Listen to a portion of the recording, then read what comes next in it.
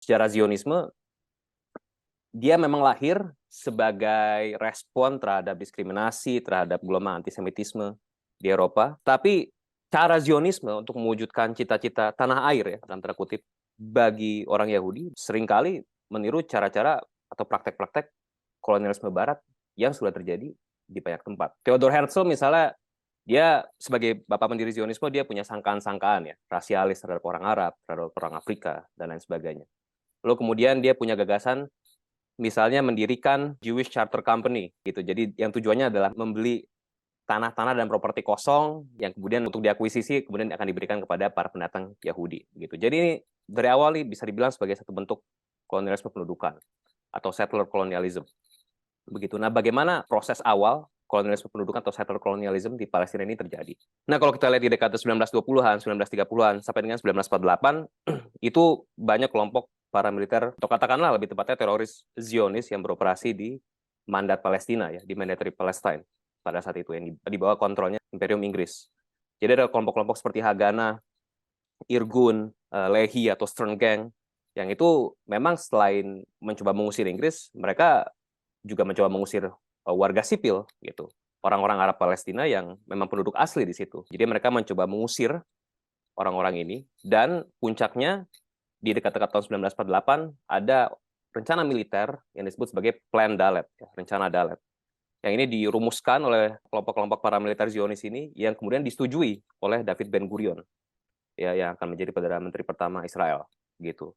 Inti dari Plan Dalet ini adalah pengusiran paksa, ya. Jadi dia force expulsion atas warga-warga Palestina yang itu berujung pada Nakba, ya, katastrofi di mana ada 700.000 warga Palestina atau bahkan lebih yang harus terusir dari rumahnya sendiri. Terjadi sejumlah pembantaian di situ. Ada pembantaian di Yasin, kemudian ada pembantaian di Kampung Tantura misalnya dan lain sebagainya gitu. Kemerdekaan Israel dalam tanda kutip atau formasi Israel dibangun di atas pembersihan etnis atau ethnic cleansing-nya orang-orang Palestina.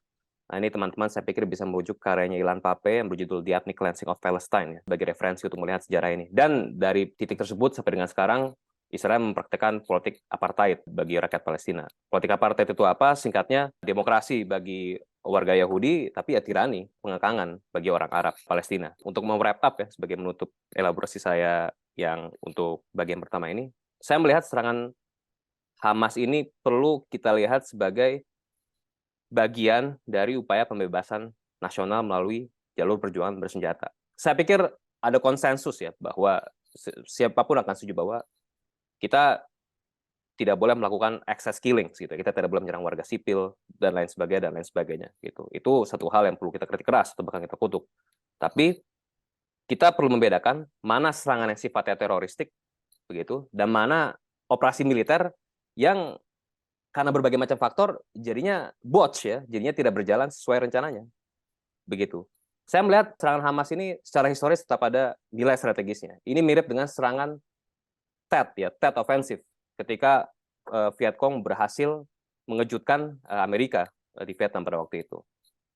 Tapi karena berbagai macam faktor, akhirnya banyak juga warga sipil Israel yang tidak ada hubungannya dengan serangan itu harus meninggal juga gitu. Di sisi lain, saya pikir sudah banyak juga laporan yang menyebutkan bahwa banyak warga sipil Israel yang meninggal karena serangan dari tentara Israel itu sendiri, dari Israel Defense Force gitu atau Israel Occupation Force gitu. Jadi kita perlu imbang ya saya pikir dalam mengkritik Hamas ini gitu dan menempatkan perang yang ada begitu dalam sejarah yang lebih luas. Saya sebut perang karena kalau konflik menyarankan simetri ya, seakan sama gitu. Saya pikir tidak ada simetri di sini. Yang ada adalah asimetri. Yang satu diokupasi, yang satunya lagi adalah kekuatan kolonial.